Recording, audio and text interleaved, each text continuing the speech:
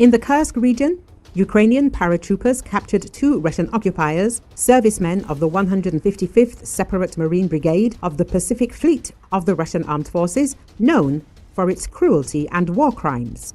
The released video shows the interrogation of the Russians, who are happy that they survived and talk about meat assaults. According to the press service of the Ukrainian Airborne Assault Troops, these 2 Marines were captured during combat operations. They were promptly provided with first aid.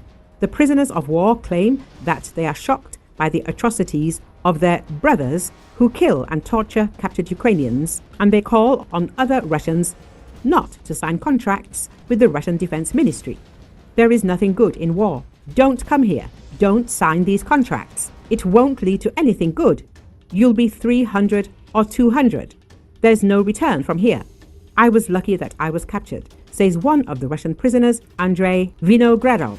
His comrade Alexander Sokolov says the same thing, adding that it is better to sit in civilian life and work for pennies. Vinogradov, born in 1985, is a gunner operator of the 155th Marine Brigade of the Russian Federation. Before mobilization, he worked in a funeral service making portraits on stone. He said that he joined the army in 2022 under duress. For refusing to go to war against Ukraine, he faced 10 years in prison. According to him, the losses in personnel are very high. We were driving 3 infantry fighting vehicles, about 30 crew members. We didn't even get to the place. They simply burned us with UAVs. This shouldn't happen. Sokolov confirms his words. They simply abandoned us like cannon fodder. Die! Fuck you! This Russian, born in 1978, is a shooter, a laborer in civilian life, who went to kill to pay off 2 loans totaling 80,000 rubles, approximately $5.6 thousand. He has been in the army since last fall. Both soldiers claim that they did not know about the atrocities committed by the soldiers of the 155th Brigade. They claim that they are all shocked by this, condemn the killing of prisoners, and do not rule out that the shootings are allegedly taking place on orders from the commanders of individual platoons. What kind of disgusting behavior is this?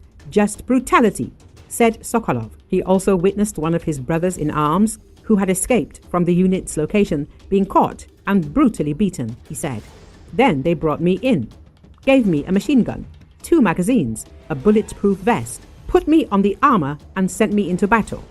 The occupier recalls. Let us recall that recently in the Kursk region of the Russian Federation, Ukrainian military personnel captured almost 3 dozen Russian servicemen.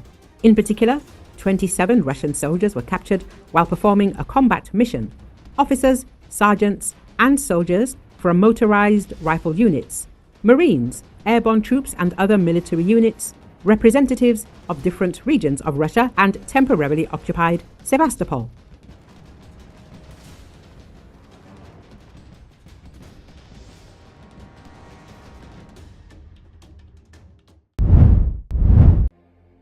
Over 40 bodies have been recovered from the wreckage of the passenger plane and an Army military helicopter that collided near Reagan National Airport in Washington, D.C. on Wednesday, killing 67 people, according to a law enforcement official familiar with the investigation, speaking on the condition of anonymity.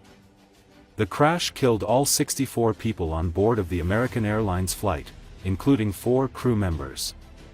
3 soldiers aboard the Army Black Hawk helicopter that collided with the passenger jet also died during the crash.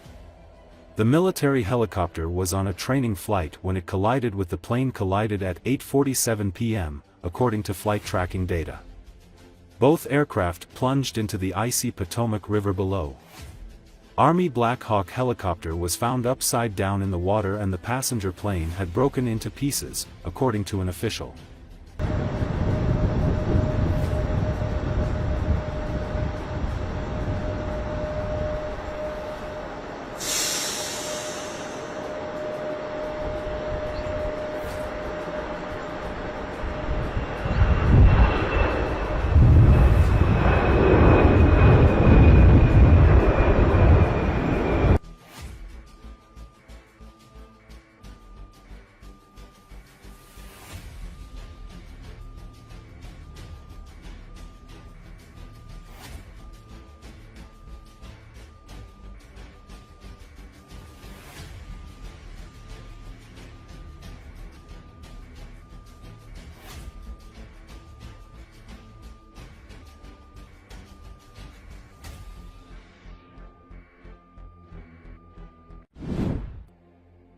An American Airlines jet with 60 passengers and 4 crew members aboard collided Wednesday with an Army helicopter while landing at Ronald Reagan National Airport near Washington, D.C., prompting a large search and rescue operation in the nearby Potomac River.